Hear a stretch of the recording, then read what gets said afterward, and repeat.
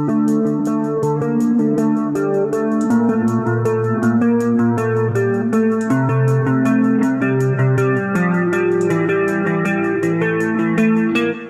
y'all, we are the Stewarts. My husband, Russell, is an artist, and I am May, and I have an interest in true crime. We decided to merge our two interests together. Enjoy this calming visual while listening to a tragic story. This is Stew Art and Crime.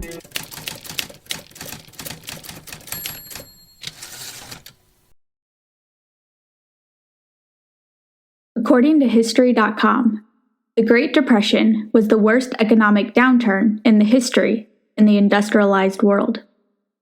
It lasted from 1929 to 1939. Beginning after the stock market crash of October 1929 that sent Wall Street into a panic and wiped out millions of investors. Over the next several years, consumer spending and investment dropped, causing steep declines in industrial output and employment as failing companies laid off workers. By 1933, the Great Depression reached its lowest point, with some 15 million Americans unemployed, and nearly half the country's banks had failed. Here's an outline leading up to 1933. The Wall Street crash occurred in October 1929. Banks began to fail in 1930. And because there was no Federal Deposit Insurance Corporation, FDIC, in place at this time, people withdrew their savings from banks, making the situation worse. On June 17, 1930, the Smoot-Hawley Tariff Act raised U.S. tariffs on over 20,000 imported goods to record levels. By 1932, hundreds of thousands became homeless and began congregating in shanty towns or tent cities. Others traveled the country looking for work. 1933 is known as one of the worst years during the Great Depression, with the United States unemployment reaching its highest level in the winter of 1932 and 1933, with nearly 1 in 3 people unemployed. This struggle was felt in Lufkin, Texas, by Charlie Outlaw, especially when he heard that 2 of his neighbors, Mr. Schaffner and Mrs. McCall, had negotiated the sale of a bale of cotton for $15. He became quite intrigued, as $15 in 1933 is the equivalent to about $300 today. In the early morning hours of January 24, 1933, Outlaw walked to the McCall farm, owned by the McCall family since the beginning of 1932. Roberta McCall and her 13-year-old daughter, Sally, worked tilling and cultivating several acres of the 100-acre tract. The mother and daughter also shared the home with Roberta's invalid husband, Frank, and her elderly mother, L.J. Looney. Outlaw knocked on their door and asked to come in, as he had a toothache and was hoping they had some medicine to give him. Upon entering their home, he asked for a cup of coffee. Roberta obliged and made him a cup. Then Outlaw asked for $10. But McCall looked at him and said she was unable to let him have that amount of money. The 2 neighbors went back and forth with each other until Outlaw requested that Roberta at least give him $2.50 so he could hire a truck and buy some groceries. McCall conceded and agreed to this amount. But as she went to her purse to get out the cash, Charlie Outlaw saw the full $15 and snapped. Outlaw struck Roberta in the head several times with a hammer. During this time, Roberta yelled out, "Oh, you have killed me!" To which Outlaw replied, "I intend to kill you." He then turned to Frank and attacked him. After this, he walked to the room where Roberta's mother and daughter were sleeping, and holding a pistol in one hand and a hammer in the other, he attacked them severely, beating and injuring them. Outlaw took the money and ran from the home.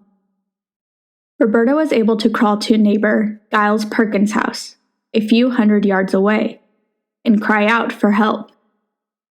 Responding to her call, the neighbor found her lying on the ground with blood all around her. He saw that her head was bloody and her hair like wire, stiff with cold blood. After alerting her neighbor of the attack, Roberta fell into unconsciousness. Upon hearing her calls, more neighbors rushed to the McCall home. When they entered, they found the whole family to be bloody, blood in numerous places throughout the house, and that the McCalls were in no shape to help themselves. All were rushed to the Angelina County Hospital. Roberta McCall was in surgery for several hours, and despite numerous blows on her head, was reported to have a chance for recovery. The wounds sustained by 13-year-old Sally and 80-year-old L.J. Looney were found not to be fatal. Frank McCall was believed to not be in a favorable condition as a result of his weakness, nervousness, shock, and wounds. But he was able to give an accurate statement to the police, letting them know the man they were looking for was Charlie Outlaw. Charlie Outlaw was charged with 4 counts of assault and 2 counts of highway robbery. But police were still unable to locate him. Sadly, 2 days after the attack, Roberta McCall died from her injuries.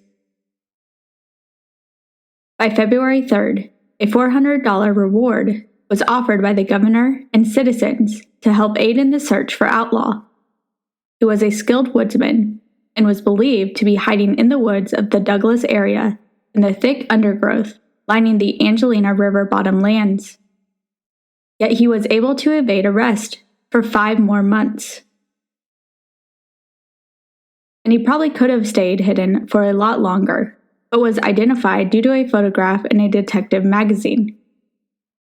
City Marshal Matthews of Eudora, Arkansas, saw the photograph and recognized it as a farmhand who had come to the Arkansas village 3 weeks earlier and went by the name Hall. He called over to the Lufkin Police Department and asked for a photograph to confirm, and once he was confident his identification was correct, he, along with another officer, went to the farm and confronted Outlaw, who first denied he was the fugitive. But after being shown the photographs, he admitted he was the one who was being sought for the attack on the McCall family. Charlie Outlaw was captured on June 24, 1933, and returned back to Texas. His charges had been upgraded to 1 count of murder, 3 counts of assault, and 2 counts of highway robbery. Outlaw denied the implications that he had anything to do with the murder of Roberta McCall. His statement to police was that he was in Lufkin the morning the woman was found beaten, heard he was accused, hid in the woods several days, and then made his way to Fort Worth. After staying there 2 weeks, and then 2 weeks in Oklahoma City, he then made his way to the farm in Arkansas where he had been captured. He maintained his innocence even after all 3 surviving McCall family members identified him as their attacker. The judge assigned to this case said he would be pushing for the trial to start the next month. Mrs. Looney, mother of Roberta, and Roberta's husband, Frank McCall, were to be the state's star witnesses. Unfortunately, on June 28, 1933, Frank McCall passed away from pneumonia. Yet the trial was still set to start in July.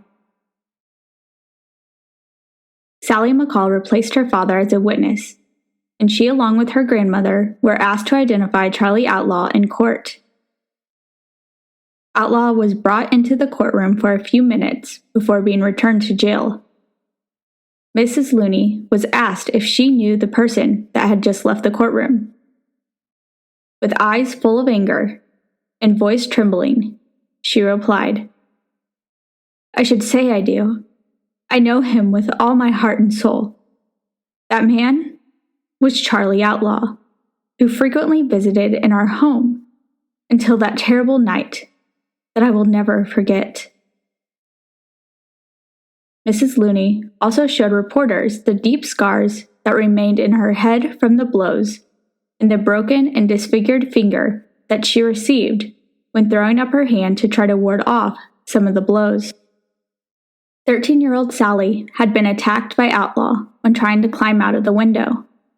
She was still undergoing operations at this time for the removal of pieces of bone from her head as the result of blows from the hammer. The trial of Charlie Outlaw started on August 3, 1933. And just 2 days later, he was found guilty and sentenced to death for the murder of Roberta McCall. August 19th, only 10 days after his conviction, Outlaw was found attempting suicide in his cell by hanging himself with a blanket. His neck was bruised badly, but he would recover. Also found in his cell were a number of notes that he was planning to leave behind. One was addressed to the sheriff, requesting that the noose he planned to use to take his life be placed in a window in a store here. Another note addressed his wife, professing his innocence. On April 25, 1934, Charlie Outlaw was 60 years old, a grandfather, and the oldest man ever to occupy a cell on death row at that time. He greeted his brother-in-law and son with a smile 2 days before he was to die, and said to them, "For an old man about ready to die, I reckon I'm feeling fine." On April 27th, Outlaw walked to the death chamber, and before taking his place in the electric chair, he turned to the warden and said, "I'm too old a man to die with a lie on my lips, warden. I didn't do it." Then sat down and was executed for his crimes.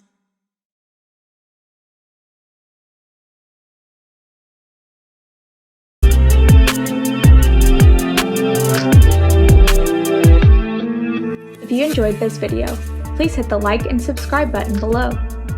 If you want to inquire about a commission, you can email Russell at russellstewart.art@gmail.com. You can watch Russell livestream his art on Twitch. And if you want to hear more true crime stories, you can subscribe to my podcast, Crimes of a Decade, a Texas true crime podcast. Now that we are done, make sure to wash with the brush. Just beat the devil out of it.